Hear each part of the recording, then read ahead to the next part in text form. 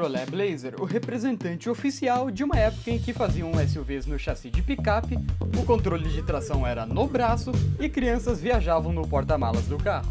A história da Blazer é meio difícil de ser explicada de forma sucinta, porque ela representou muitas coisas para muitas pessoas ao longo de sua existência. Fabricada desde 95 no Brasil, esse carro já teve vários papéis na sociedade brasileira. Nos Estados Unidos da América, ele representou o primeiro degrau da linha da GM em direção a utilitários esportivos, enquanto no Brasil a sua função foi muito diferente e variada ao longo dos anos. Ele serviu desde um símbolo de luxo e ostentação até uma temida viatura policial. A sua produção só foi encerrada no Brasil no final de 2011, após apenas um grande facelift e várias pequenas mudanças ao projeto original. A gama de motores para esse carro foi muito variada ao longo dos anos e chegou a incluir um 2.2 que eles usavam no Vectra durante essa época e que tinha, 106 cavalos, um 2.4 de 128 cavalos que substituiu esse 2.2 na próxima geração, que inclusive é o motor desse carro que vocês veem nas imagens.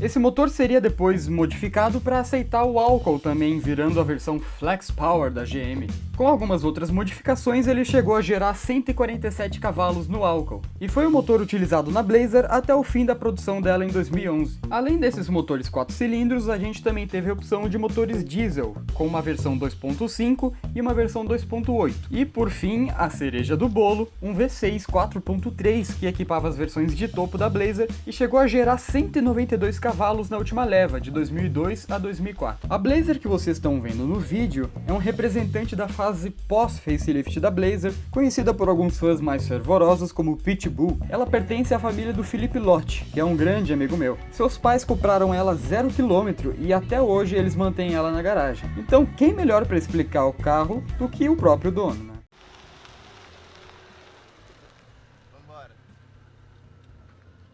Eu não posso falar dela como se fosse só um carro. Ela tá na família há mais de 16 anos e nesse tempo a gente rodou 160 mil quilômetros com ela. Tornou-se realmente uma parte de mim.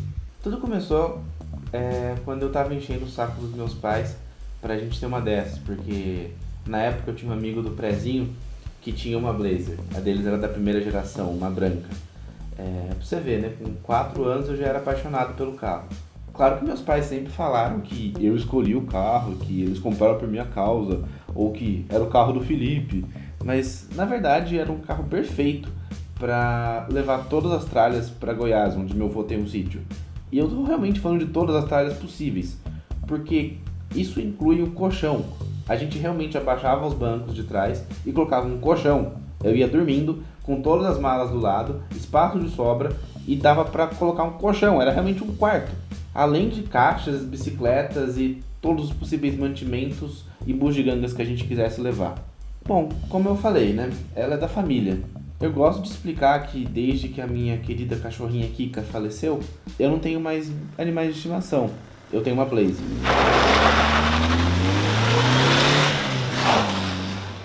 Quando eu digo que é muito difícil pensar na minha vida sem a Blazer, claro que tem um quê de romantismo, mas também é algo bem literal. Eu não tinha nem 5 anos quando ela entrou na família. Era um mundo tão distante que o Fernando Henrique ainda era presidente, o iPod tinha acabado de ser lançado, o Brasil não era penta e o euro nem tinha entrado em circulação. É o carro do dia a dia mesmo. E ainda assim era o carro que eu queria usar nas ocasiões especiais. Tanto que ela foi o primeiro carro quando eu tirei carta. Foi com ela que eu peguei o jeito de fazer baliza, noção de espaço e tudo mais. Sério, eu sei que é clichê, provavelmente deve ser mesmo. Mas dá uma sensação de liberdade tão grande quando você é um moleque de 18 anos, finalmente consegue sua permissão para dirigir. Eu fiquei esperando tanto tempo que na época meu pai até falou de vender ela, comprar um carro mais moderno para mim. Poxa pai, eu esperei várias décadas, quase 2 décadas para dirigir esse carro e agora você vai querer vender? Eu acho que uma forma de completar o que o Lotti disse é que a Blazer representa muito bem uma outra filosofia dos fabricantes de carros. De uma época muito mais simples da indústria automotiva, o painel não tinha contagiros, o câmbio é manual, o airbag é a Nossa Senhora e outro detalhe muito curioso, que os pedais têm uma altura tão diferente que para fazer um punta-taco ele tem que ser invertido, com o calcanhar freando e a ponta do pé acelerando. Assim como o Felipe, eu também tenho ótimas lembranças desse carro, pois quando eu era criança meu avô teve várias dessas ao longo dos anos. E esse carro acabava simbolizando muito mais do que só um meio de transporte. Ele era uma forma de unir a família inteira nas nossas viagens à fazenda ou à praia. Por fim, a Blazer é um daqueles carros que evoca grandes memórias nas pessoas. Afinal, ela é um lembrete de que é sim possível de se obter mais do que um método de locomoção quando você compra um carro desses. Você ganha um passado, um presente e um futuro repletos de boas histórias.